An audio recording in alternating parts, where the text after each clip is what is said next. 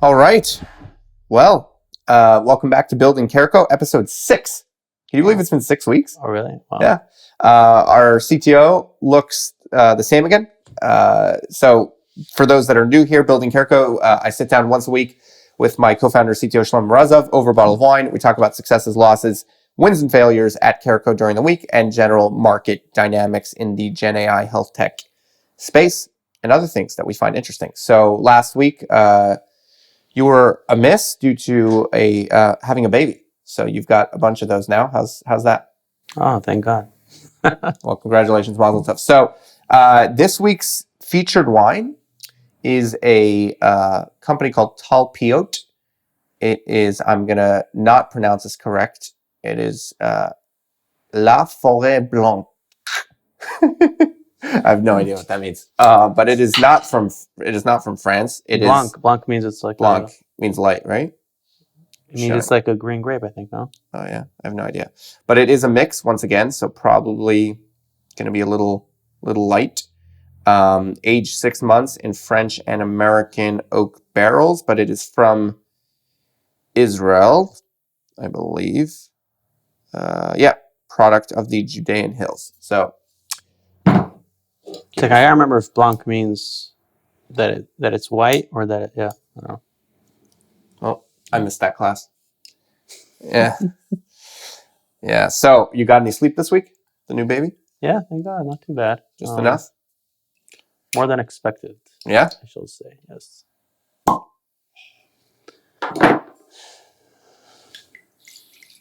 right. Nice color. Jamie?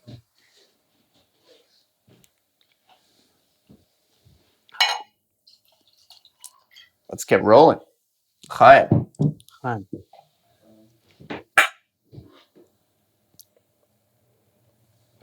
It's pretty good.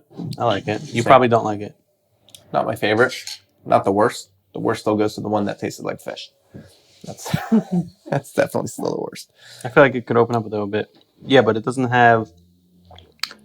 It's more on the bittery side than the sweet side. Acidic, yeah.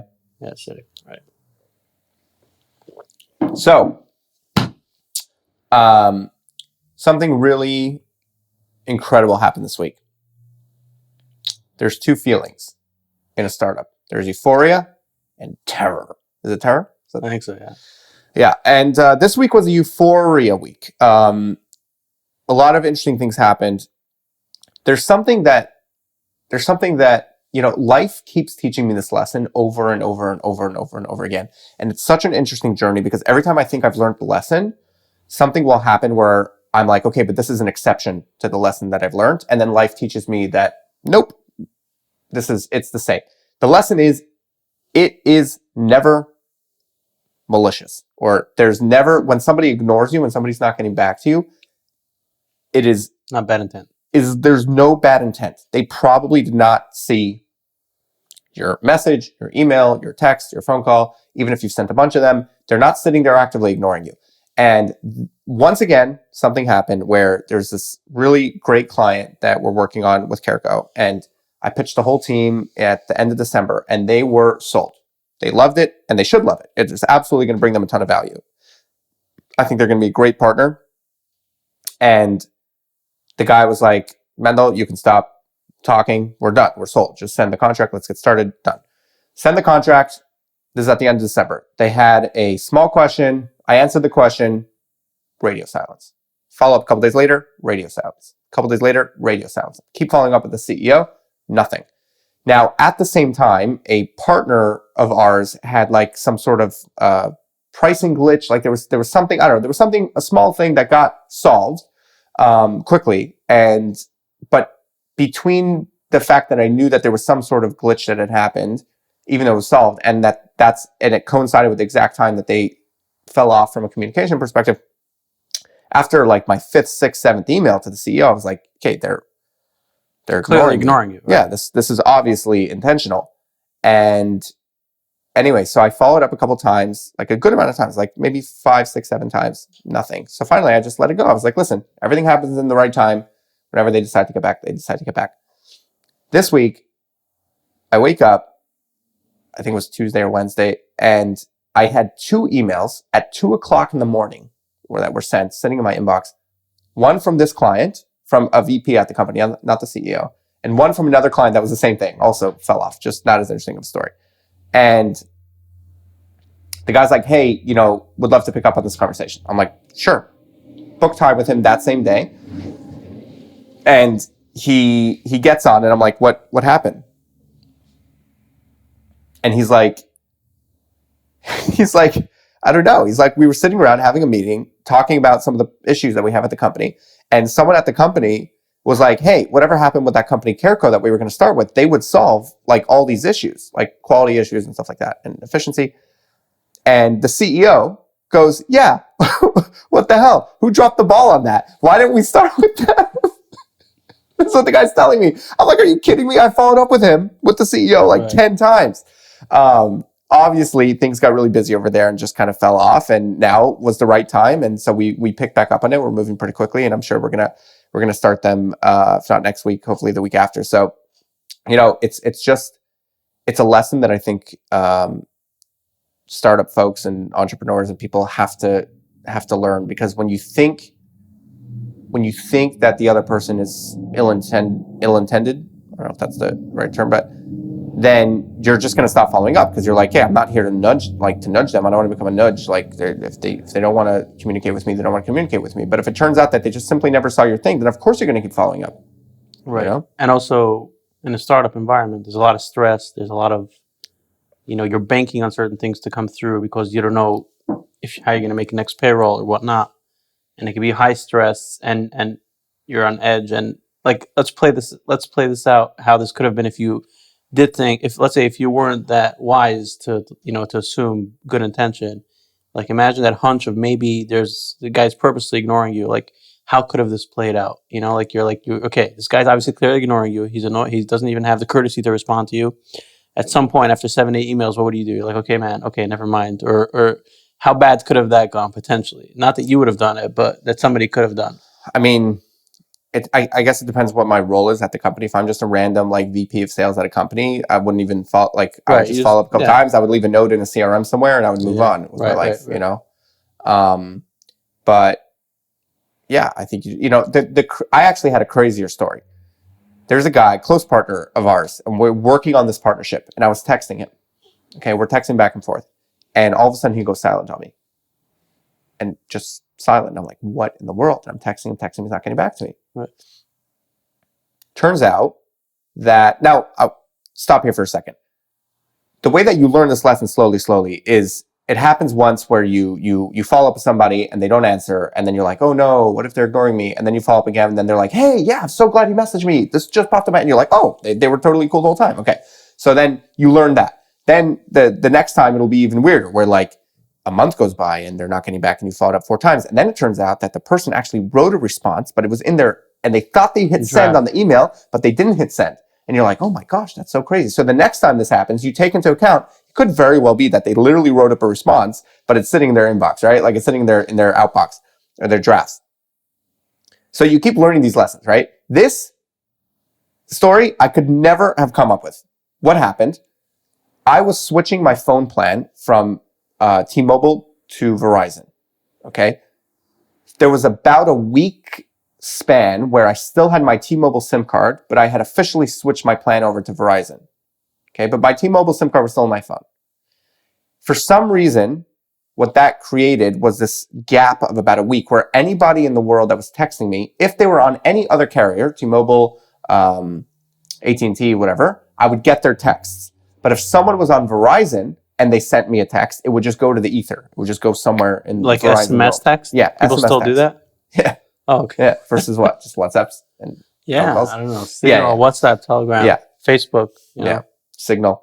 You Apparently, Signal's very big these days. So anyway, that's what was going on. And when I finally switched over to the Verizon SIM card, his text came through, and turns out he was texting me the whole time. I just wasn't getting them. And there's no way in the world that I could have thought that that's what was happening. Ever. Crazy. Yeah. It's never about emails. I think think about AI. Why don't we have AI just be the communicator between email and person. Yeah. Like, oh, I see you haven't reached out to this guy. Do you want to send a message? I see it's already been a week or two. They sent you 7 emails. Right. You know, you can just say snooze it for another few days, or let me think about that. Yeah. What I would like, it's getting more and more acidic, by the way. Interesting. And I feel like so far with AI, actually, emails are just getting degraded right now because you get all these spam. Like Gmail is being terrible with spam filtering for me. Yeah. I'm getting so much garbage inbound from all these, people that are trying to help. Yeah. Stop trying to help. We're good. Yeah, we're good. We've got a good thing going. Yeah, the spray and pray mechanism. It's like 7,000 emails. Yeah. And they're clearly using AI. That's how they're getting past the spam filtering, because they're not doing a generic email, sending it out to everybody. They're doing very custom to everybody, but they're able to make it look real. And it's like, we should be getting the good part of AI in email, not the bad part of it. So yeah, Google has some more work to do there. Okay, this is very Building CareCo style story right here. I probably would never say this on any other podcast, but it's on topic, and I'm going to go ahead and say it. Speaking about like AI emails that you're getting that are kind of garbage, Humana, okay? Remind me who they are again? Massive payer. Okay. Called Humana. And there's some great folks there.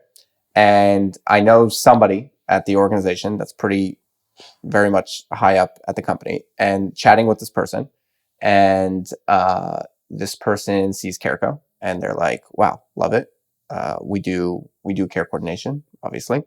And so kicks an email out to somebody lower than this person, like a VP or someone.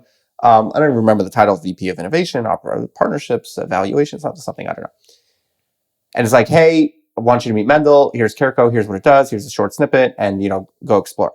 So I respond to the email, and I'm like, hey, thanks for the intro. Sure, would be happy to jump on the phone with you. This person's name was, I don't know, let's call her Sarah. Hey, Sarah, great to connect. Happy to jump on the phone with you and show you around CareCo, right? She responds like 2 days later, and she goes, hi. I don't remember the exact words. You know what? I'm actually going to read it, because I'm actually going to read it, okay? Because it was just so funny. 1 second. Okay. So the response was from Sarah. I'm going to call her Sarah.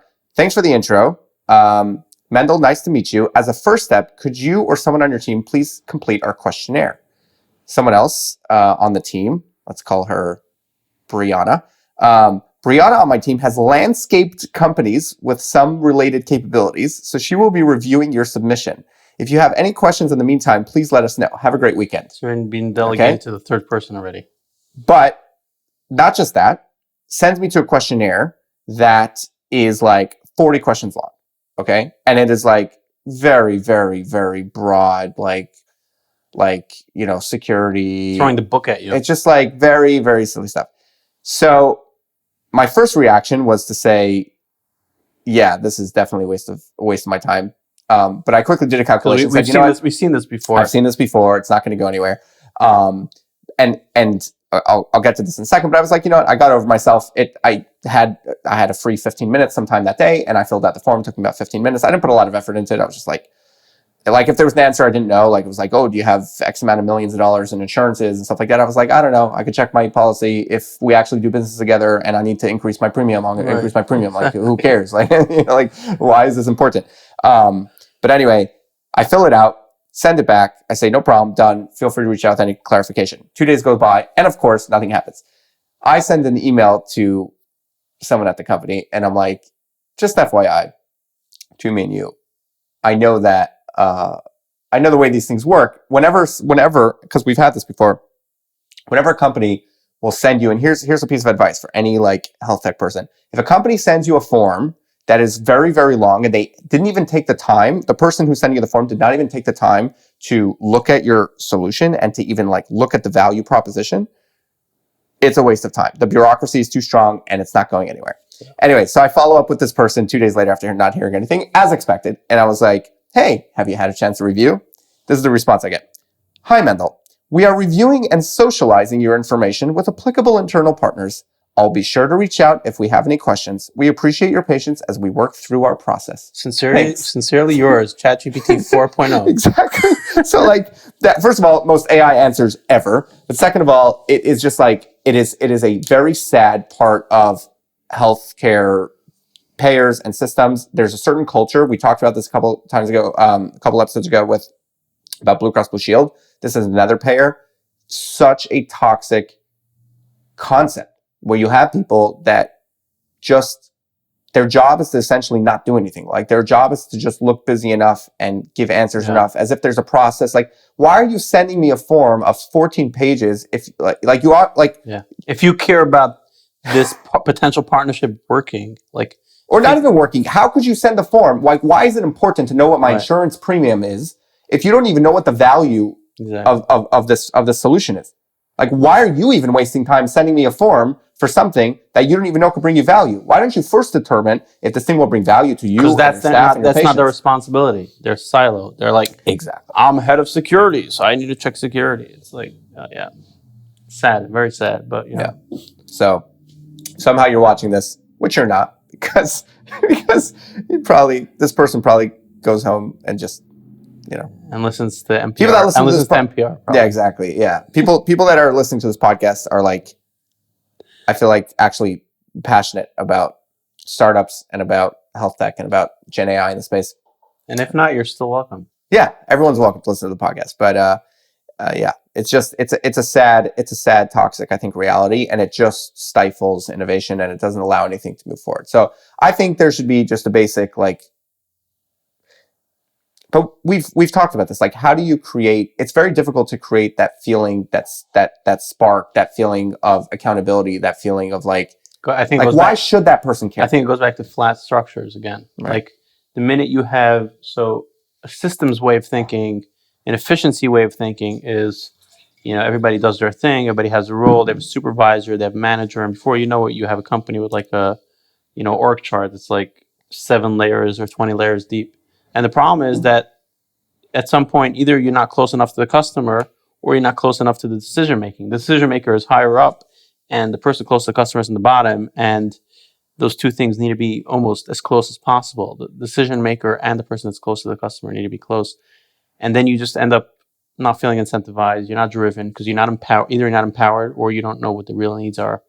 And then the incentives are not aligned properly. So I think the best structure of any company, and a lot of people have done this. Like if you see Berkshire Hathaway, a lot of successful stories of like big conglomerates that really succeeded is what they did was they basically empowered a bunch of small teams and and their headquarters was minimal. It was like not 500 genius MBAs that were managing the whole organization.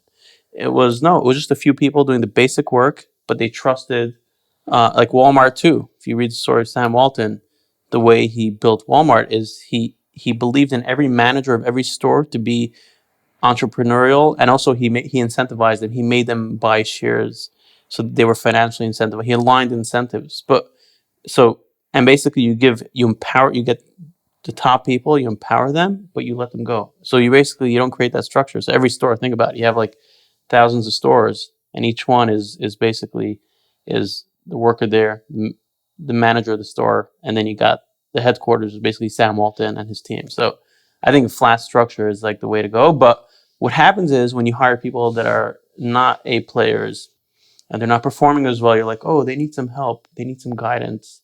Before you know it, they have a manager.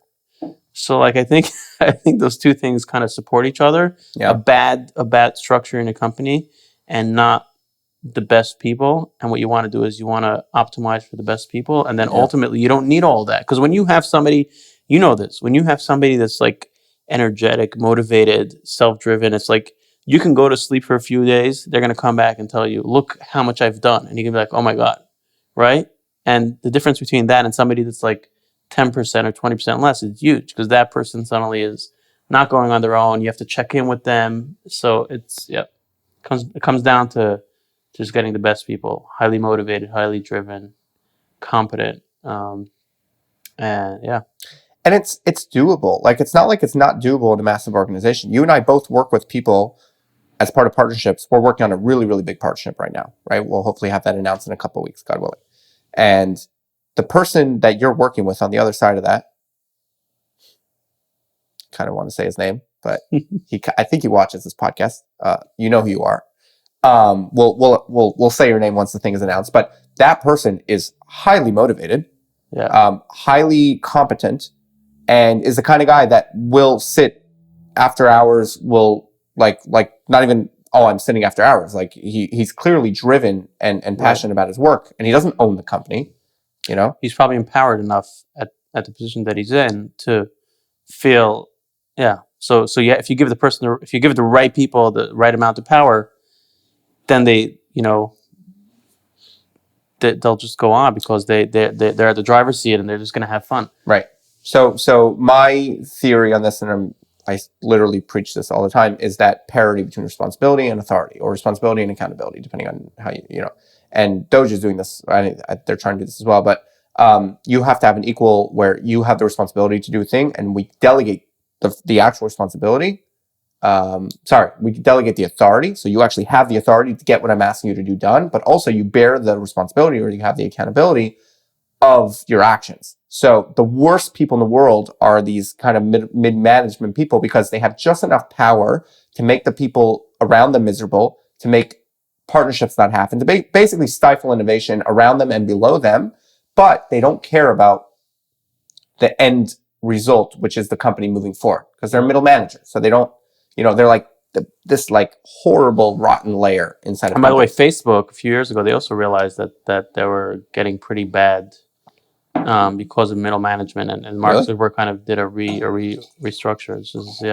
So let's replay this in a flat structure. Imagine for a moment if CareCo, this intro, was kicked over to a small team that consisted of someone from the care coordination management team who directly oversaw care coordinators, an end user, let's say, so an actual care coordinator who makes these calls, and a engineer, or like somebody at the company that was in charge of implementation to have thoughts around how is this going to integrate with the workflow and things like that.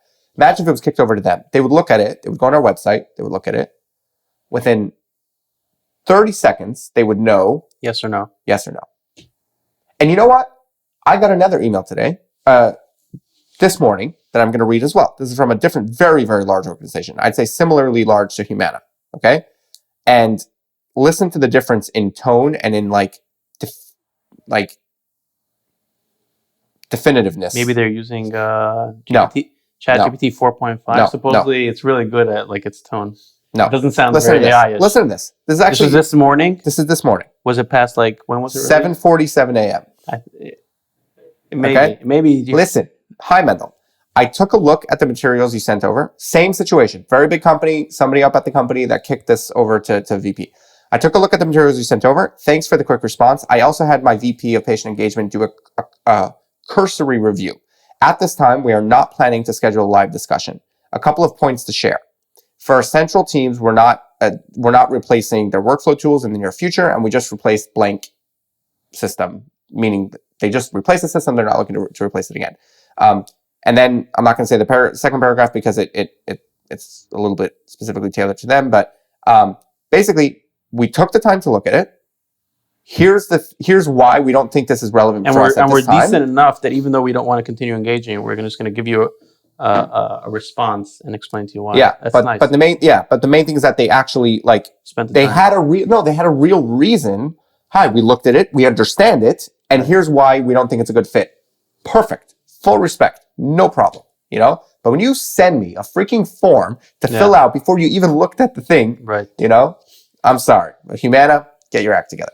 And I think the issue what we talked about, the getting the best people, I think a lot of people don't realize this, and I'm going to explain in a second why I think with AI it's even much more exacerbated.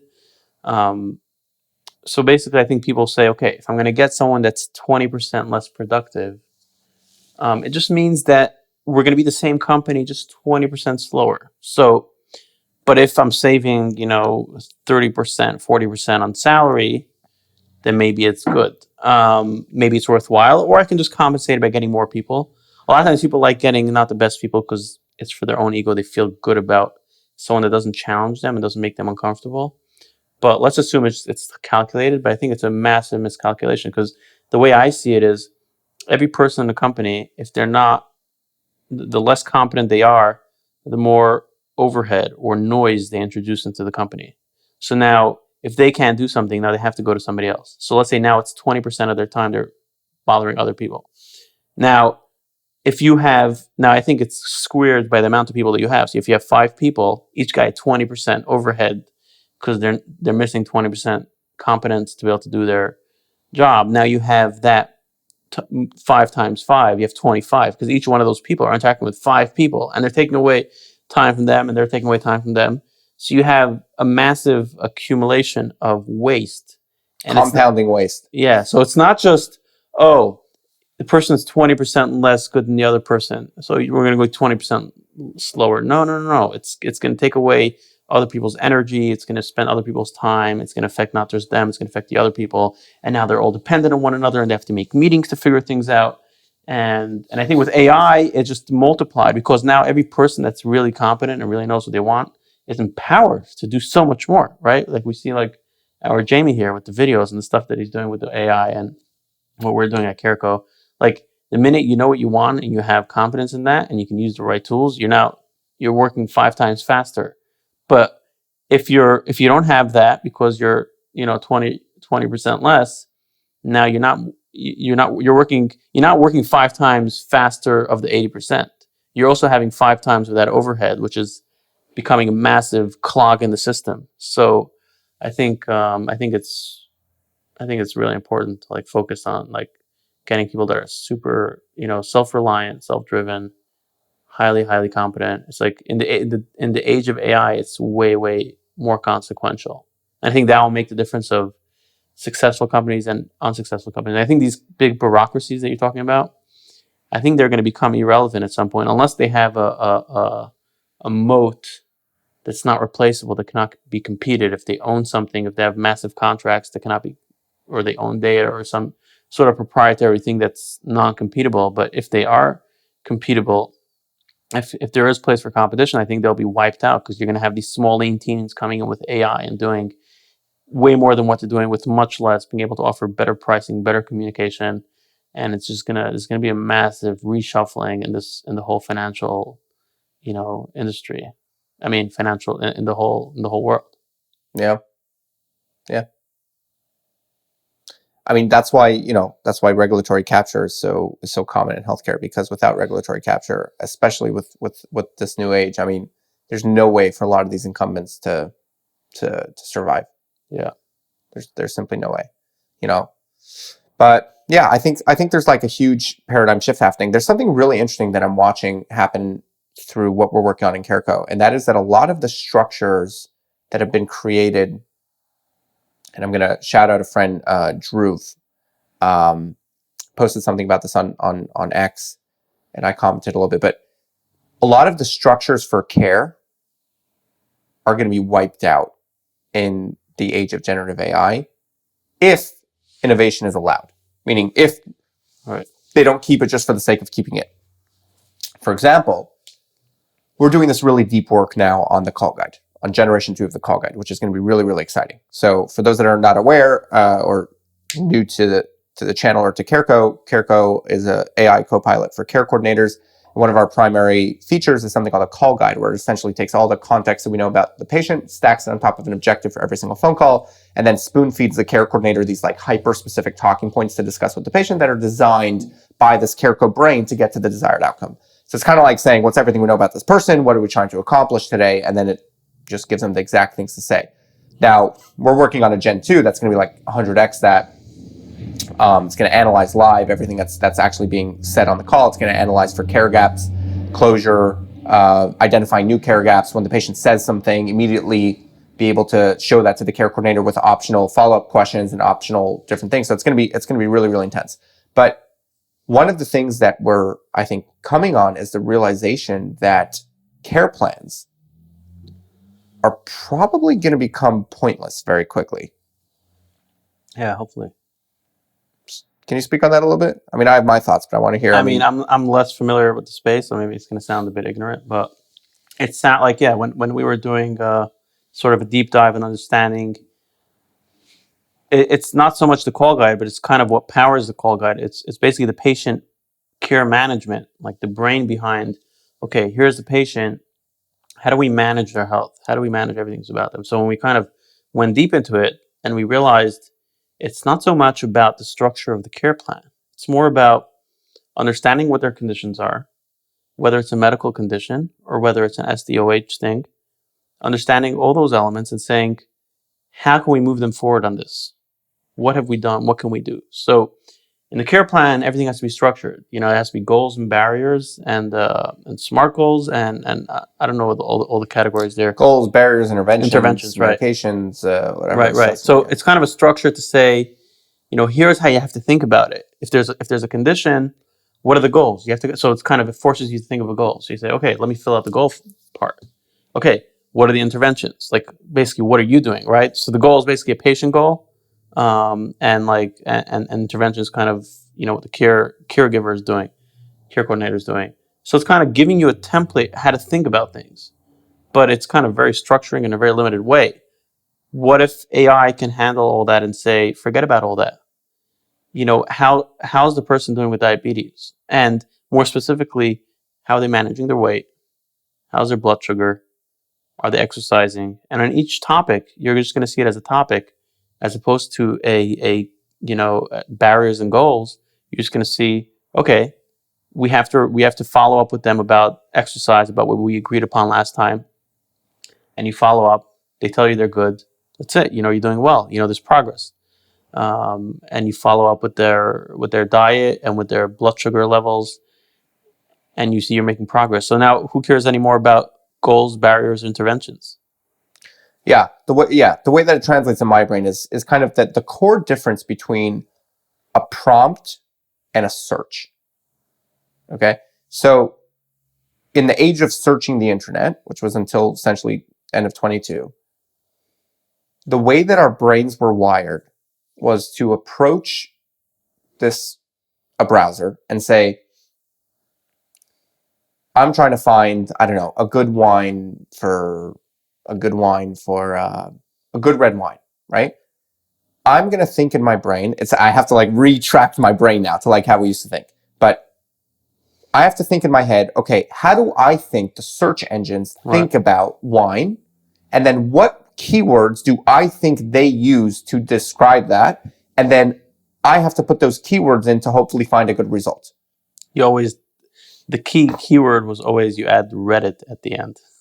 That's funny.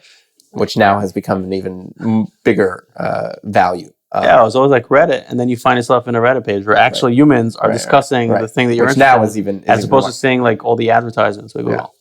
So that's how search engines really worked, where you're really trying to think, you're putting yourself in the box of the search engine, you're placing yourself in that box, and you're saying, okay, in this box, how does the search engine think about this thing? And then you go ahead and think about it. What a prompt does, on the other hand, is a prompt just gets you to the end result.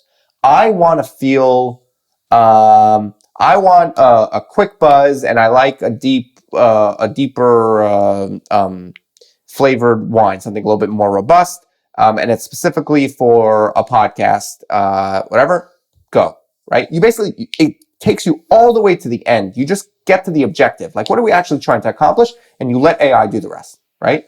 And so when it comes to care plans, it's like the same exact thing. What a care plan is a structure that was created by programs that were created by CMMI or whomever to say, okay, if we're trying to take care of a patient with diabetes, how do we create a structure to make that happen? And therefore we create this box, and the box is called a care plan, and the care plan is going to have all these different things, right?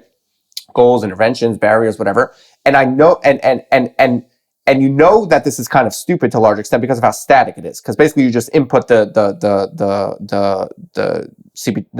diagnosis codes and you just input the ICD-10 codes or the diagnosis codes, and then boom, it spits out, okay, based on this patient, these are the goals, and based on these conditions, these are the goals, these are the barriers, these are the interventions, right? So it's a very structured, it's like a box that you're putting yourself in. Yeah. You're like at a disadvantage because pre-Gen AI, you had to create some sort of structure to how to get to the result, just like the way the internet did, right? But now it's just like it's the same thing as a prompt. It's like, that's not the end result. The end result is not to make progress on a goal that was established simply because this patient has this code. The goal is to actually help them manage their diabetes. The goal is to actually help them make progress on their health goals. That's the goal. Now let's take everything that we know about the patient, everything, and let's use that to drive towards that goal. And that becomes a lot more powerful than a structured care plan. Right. So the way I see like a care plan is almost like if you have like going back to the concept of you have layers, management layers in a company and organization, at some point you're going to find yourself as a manager outlining a structure to the people reporting to you and saying, here are the things that we have to do, and here's what you have to here's a framework of how you work with these things. Yeah. So that's how I see it. Kind of, I don't know if CMS is the one that outlines care plans. I don't know if it's a lot is of it like a best practice or is it I don't know. I've never done a deep dive on the history of care plans. So it seems to be more of like, okay, here, you care coordinators clearly are not going to be able to figure this out on your own. Here's the framework to use to ultimately help the person. Right. And here's also how you can report to us and prove that you actually made progress. Right.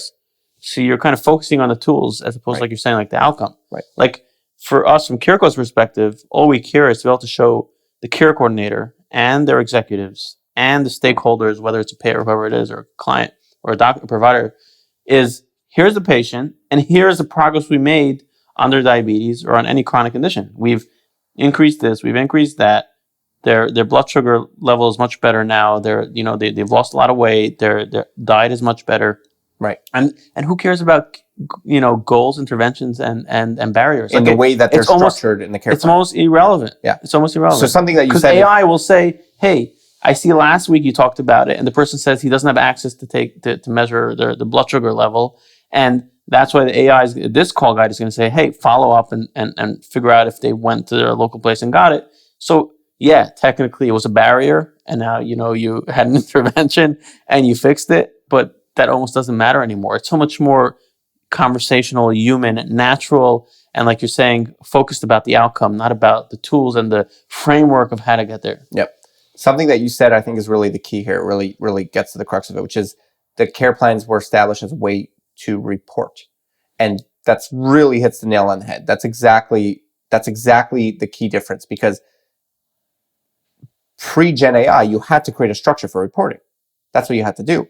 But now, like what we're gonna have with this generation 2 in CareCo is gonna be an unlimited ability to define what objectives you're looking for in your conversations and have a dashboard that shows you the actual improvement on the quality metrics. Whether you're an ACO, whether you're a payer, whether you're a health system, whether you're a SDOH platform, whether you're a benefits platform trying to figure out, I was talking to a benefits platform today, talking about how with our dashboards in CareCo, they're going to be able to actually have intelligent analytics on the way that their benefits are being sold.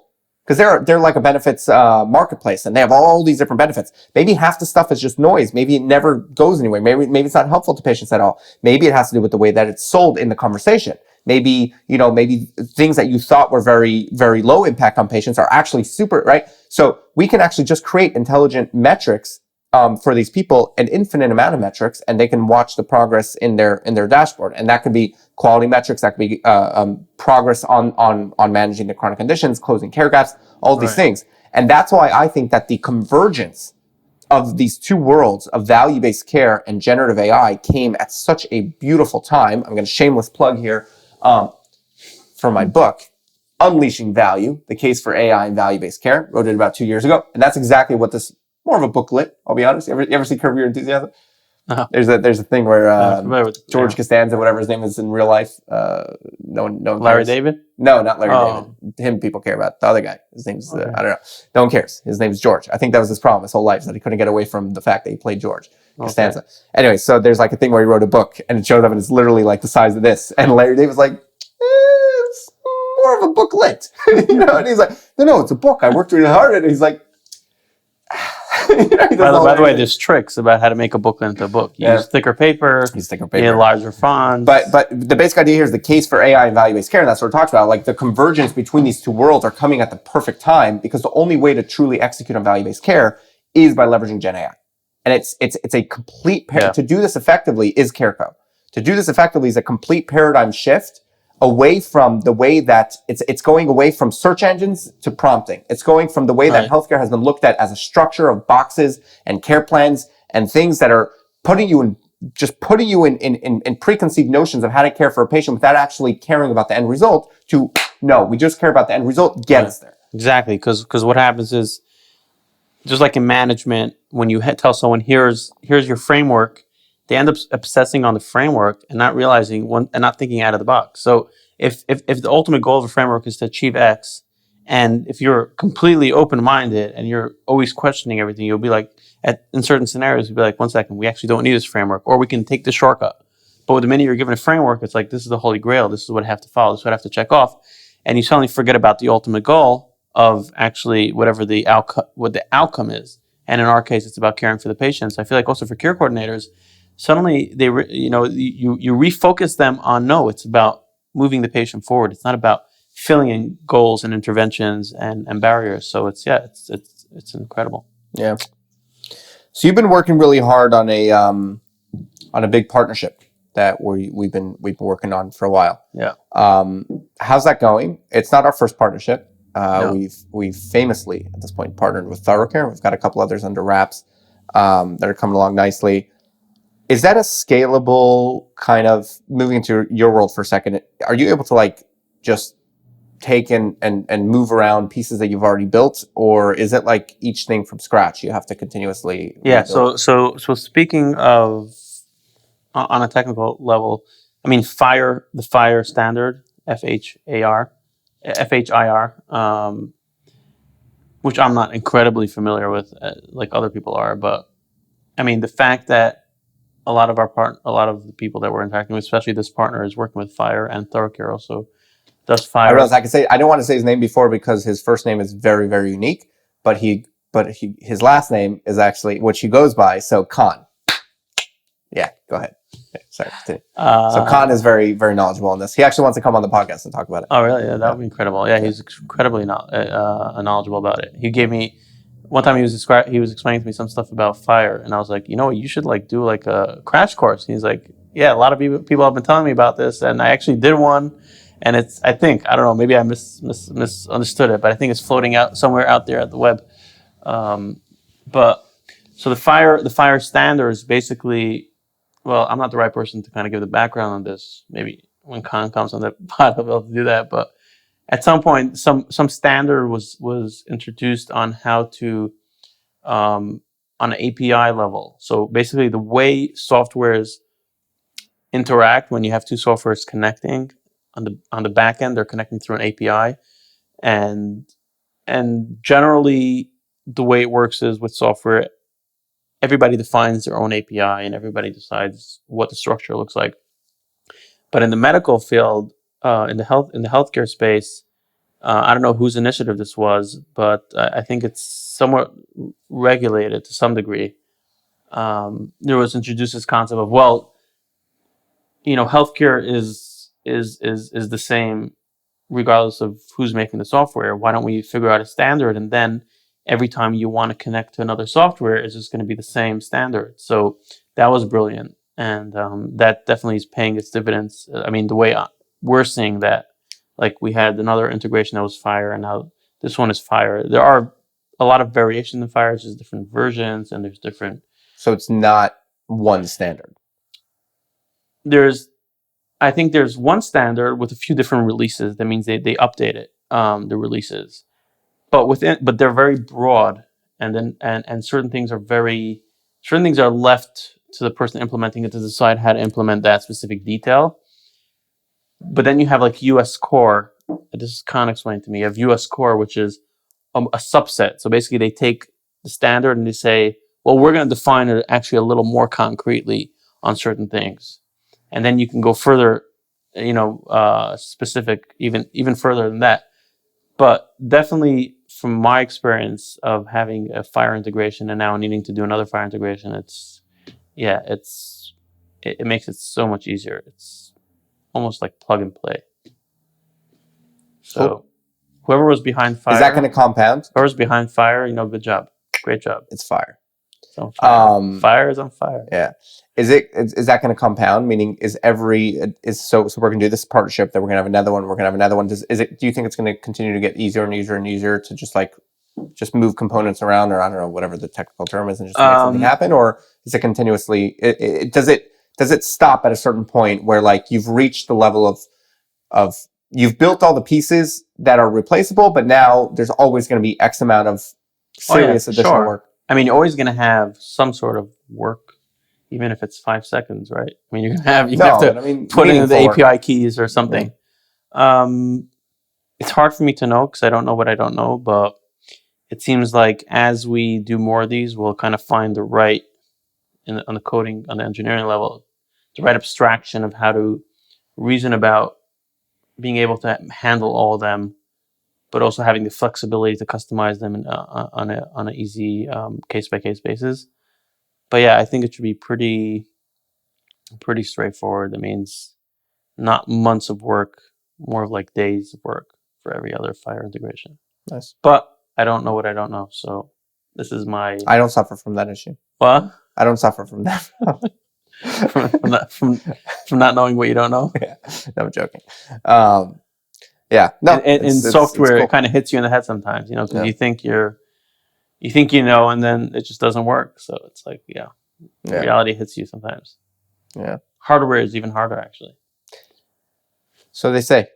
I did a pitch. I participated in a pitch competition today for AARP, and I didn't stick around for the ones after me, and there was only one before me. But the one that was before me was a pretty interesting company. They built a piece of hardware that measures seniors' grip strength. It was like an RPM device for grip strength. Okay. Oh, what's that indicate? Like, what's the value of knowing that? I don't remember, but it's important, I suppose. Interesting. I mean, I guess if you can't grip anything, it's probably difficult to live life. Get dressed. But I could see so many reasons why someone can't grip something strongly. Like it could be muscle tone, it could be I don't know, but it's hemoglobin. It could be like so many different things. Like, I don't know, but it's obviously a spectrum. Meaning, like I'm not talking about being able to do this hard instead of this hard. I'm talking about at some point if you can't. Let's assume they did some basic research and they know that they're adding some value to the world. But anyway, it was hardware and there's also that guy from whatever. Yeah, hardware is hardware scares me. Like I love tinkering with hardware. But if we were to start a startup that was solely dependent on hardware, I mean, I would do it because I'm like, I mean, in all fairness, as much as I'm like a very, hesitant, skeptical, and cautious person, at the same time, I also know that, what's the worst that can be, right?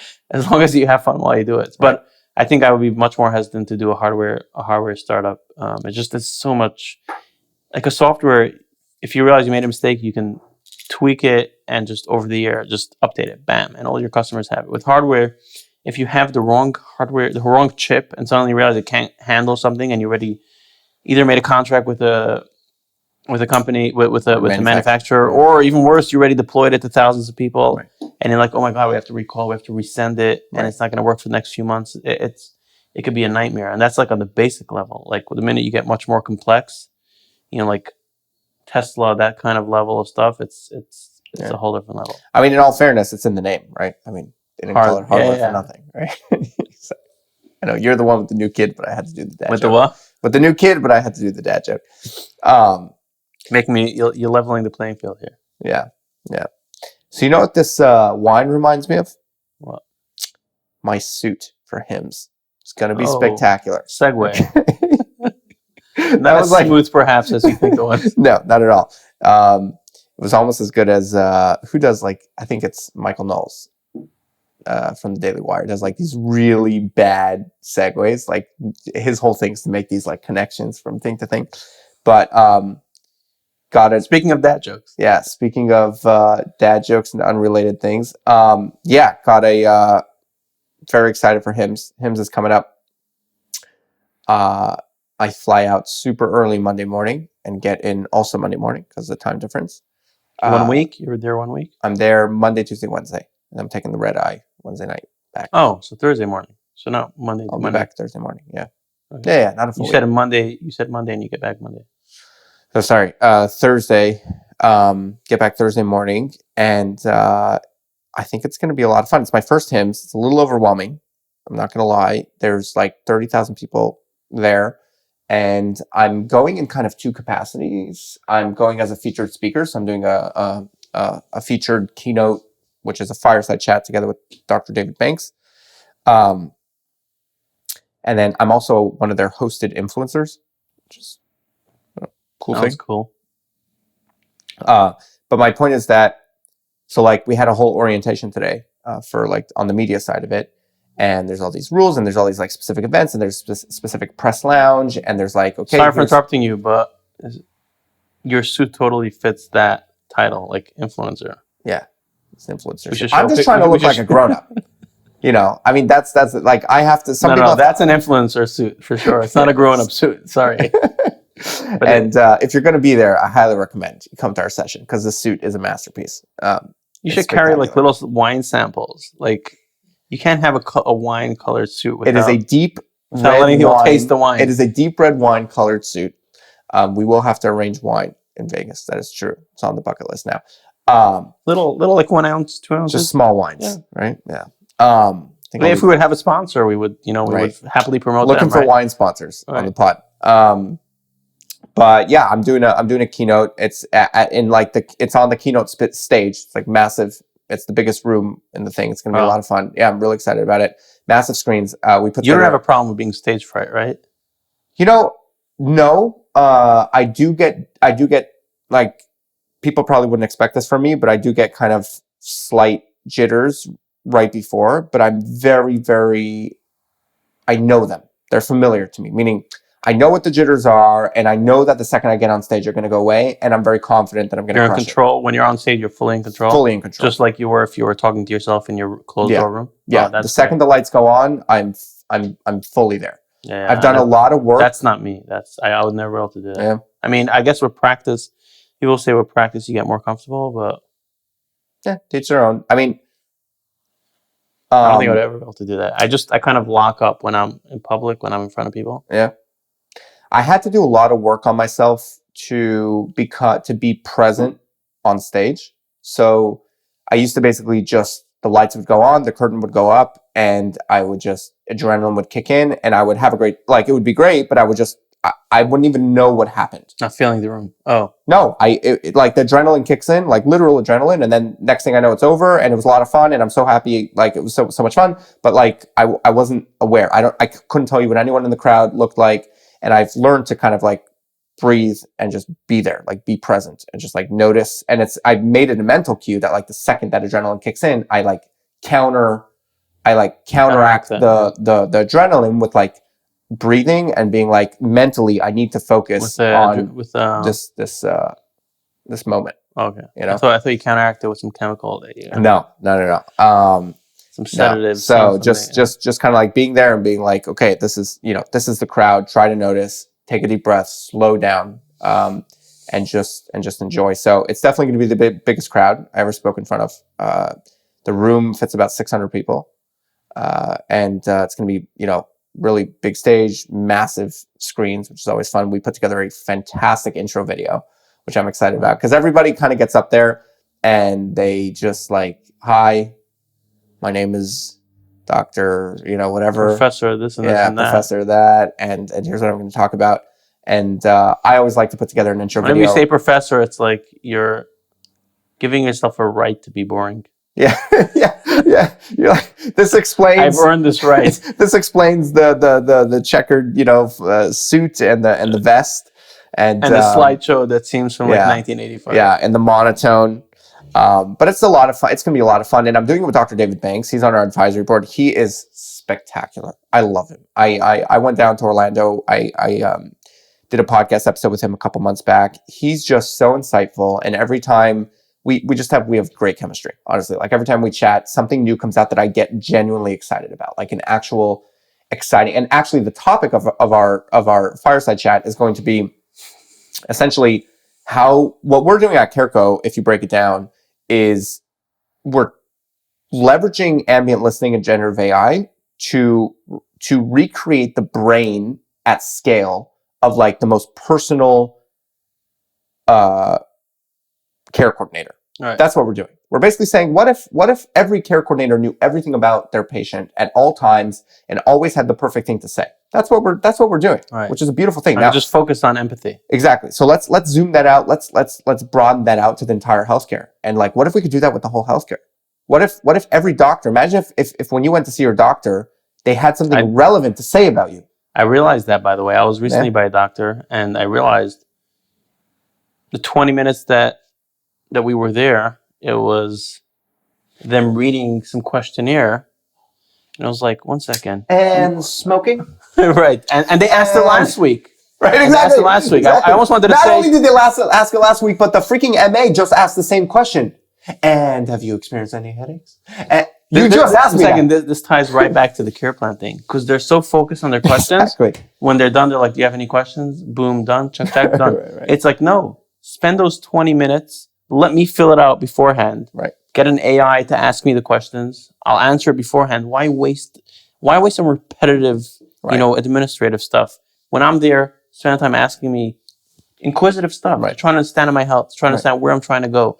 Like, turn your brain on. Right. Don't just be a robot repeating that stuff. Exactly. Yeah. Exactly. So what it comes down to is that the EHR, which is, for those that are unfamiliar, is the system that your doctor is using. It's called an electronic health record, otherwise known as EMR, electronic medical record. It is essentially a giant billing system.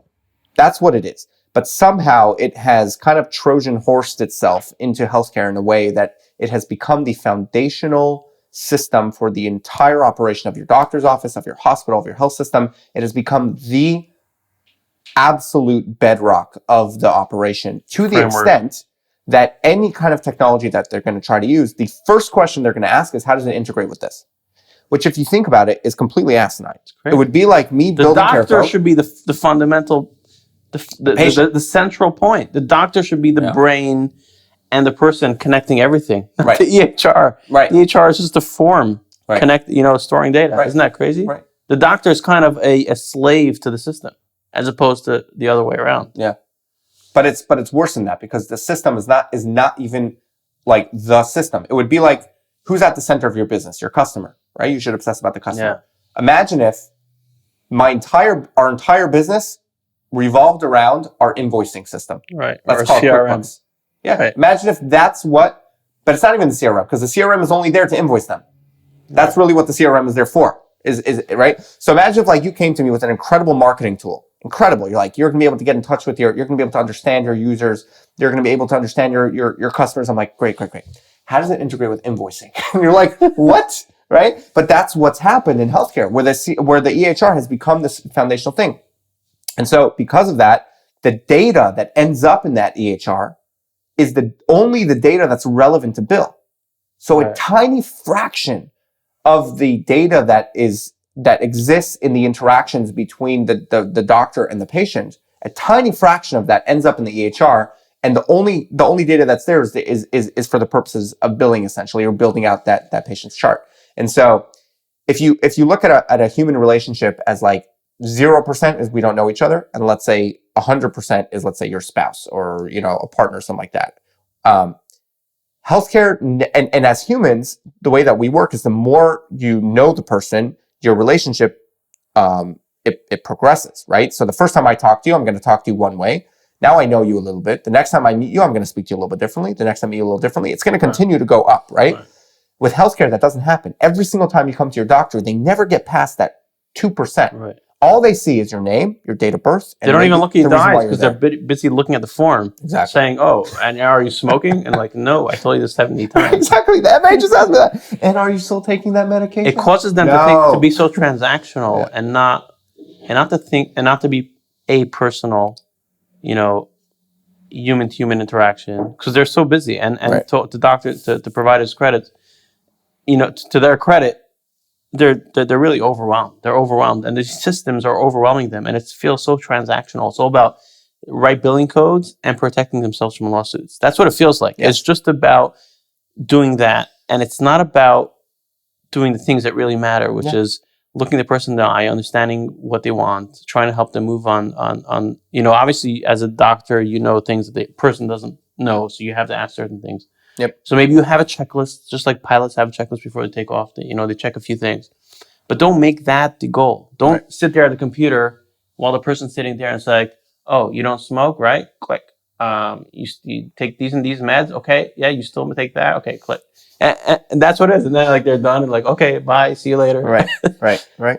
It's crazy. It's so transactional and it's so not human. It's not. Yeah. So the magic that is available and the magic that we're creating at CareCo by creating this experience for care coordination, you can really zoom that out to the entire healthcare system. And our message with Dr. David, it's actually not doctor, he's the CEO, but with David Banks at Advent Health is, if you're leveraging an ambient listening tool, that means that you're collecting the entire interaction of the doctor and the patient in the room. Do you know what kind of powers at your fingertips now? You now can train that data to do what we're doing at CareCo. You can do that for the entire patient experience. Imagine if you walked into your doctor's office and depending on the type of doctor, they knew it took all the what do we do at CareCo? We take all the context, we stack on top of an objective, right? What if you did that at the level of the health system? What if you walked into your cardiologist and the cardiologist had everything that they know about you, stacked on top of the objective for that specific thing, started with a little rapport building, had some just 5 basic bullet points about you. How different would your... That triggers an incredible insight. All these scribes, I'm not following them, so I don't know what they're up to, but I think kind of they missed the forest for the trees. And instead of thinking that making the money off the scribe is where it's at, it's like, no, give that away for free. Right. Give that away for free. The data, the power that you have from the data that you capture later, the upselling of products, value you can do, that's massive. Yep. Dominate. Make yourself the no-brainer of a Google search, of a scribe that everybody uses because you're free, you're reliable, you're compliant, and you do everything, and then you sell the next product. It's like, okay, here's what your patient actually wants based on listening to all their conversations. Here's how you can actually do progress. So what's crazy about this and why I'm so excited to do this with David Banks is Advent Health just put in a new head of AI. Great guy, his name's Rob. And they're actually laying out the framework and the infrastructure at a health system level to be able to do exactly what we're going to be talking about. They're putting ambient listening devices into exam rooms and into they have this massive plan. I have to confirm how much we're talking about and how much we're not, but they are, I am blown away by what they're doing. They're putting the infrastructure into place in the right way where the things that they want to do aren't even able to be done yet, even with the generative AI tools that we have today. But for sure, by the time their plan is going to be implemented, based on the trajectory of the tools, they are going to be able to implement. So I have a question for you. So we both are aligned that with AI and the way it's progressing, it's going to be huge for doctors and for their patients. Doctors are going to be free from all the administrative garbage. That's going to be dealt with somehow. AI is going to make sure you answer the questions, you check the check boxes. Doctors' times are going to be solely, dedicated to actually doing the things that, a doctor with a brain that cares about the patient can spend time on making sure the patient, and they have all that insight. They're empowered by all that data. So we know that's possible. That's where it's going. But the big question is regulation, right? So how do you think that plays out? Because there's this big vibe shift of deregulating and allowing U.S. to be innovative and not letting all the other countries of the world make us almost irrelevant because kind of the way Europe is going with all their regulation, they're going to be so behind on everything. Not at the table at all. Yeah. Right. So the U.S. is kind of taking a different approach, especially with this administration. But I don't know if that trickles down to healthcare or if you have any insights about that. For sure it does. I think that the jury's still out on exactly how this is going to play out. A couple weeks ago, they put out kind of a request for comments on AI regulation, how you think they should do things, and how you think they should regulate.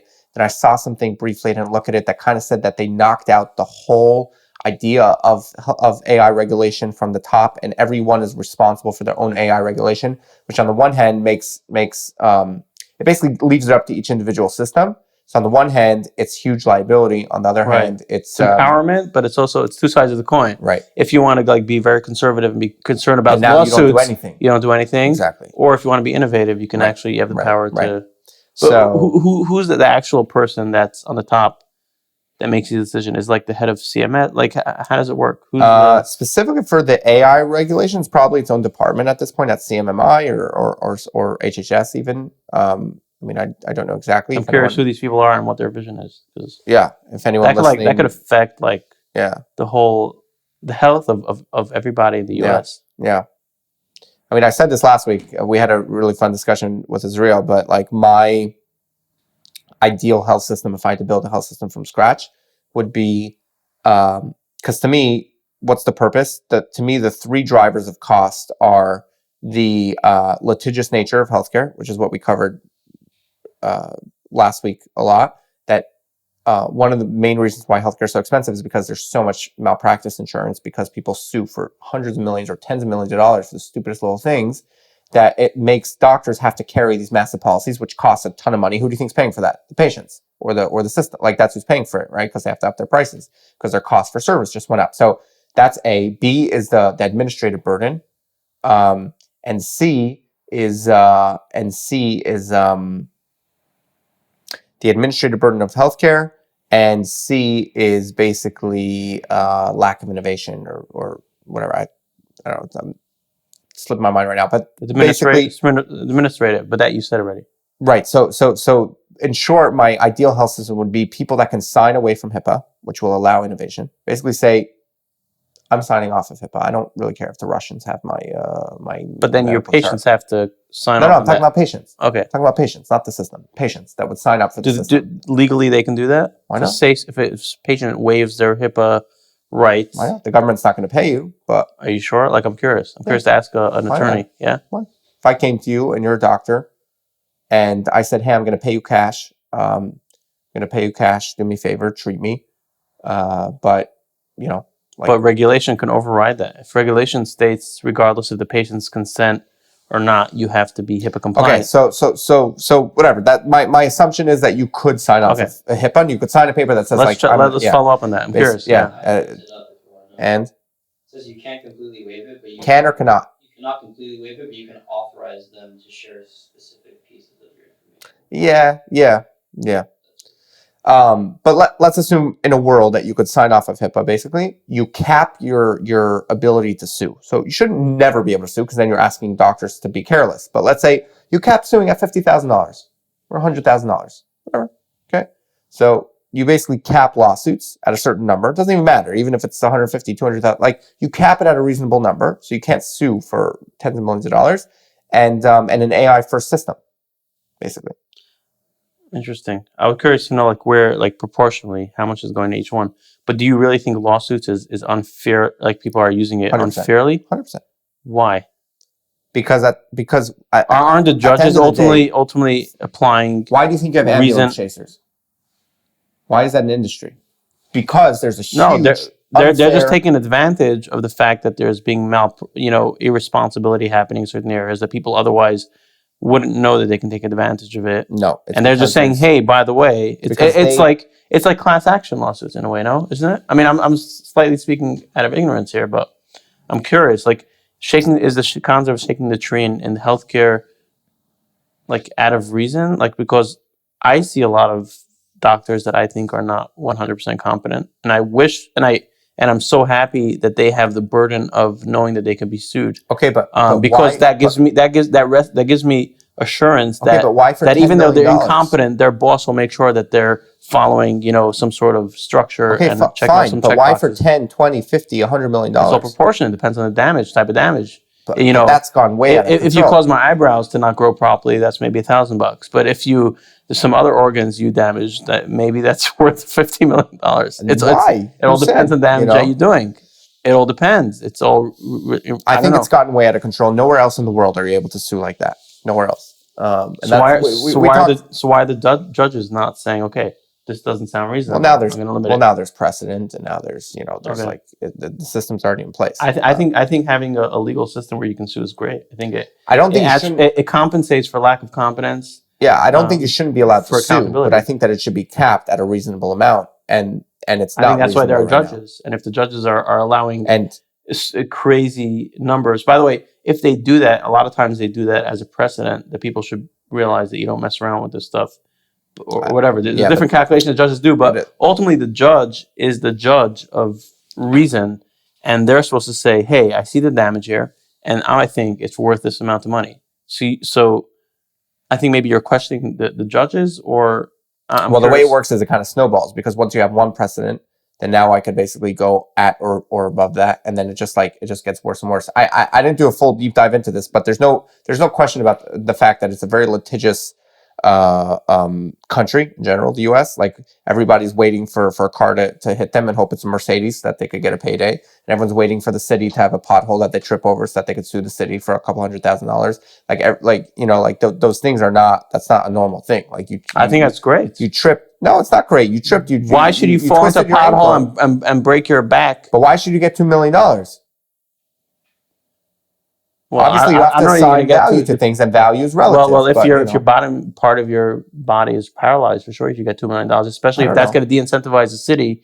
The problem is that a lot of these systems are so bloated that instead of they're getting their act together because of the lawsuits, they just kind of like raise their prices. Right. Their incompetence stays the way it is, so you get the worst of both worlds. Right. You're saying instead of them getting their act together and bringing down the counts of lawsuits, they just up. charge more. They're like, let's keep the C players here. Let's just raise it. And it's like, no, that's not the point. Right.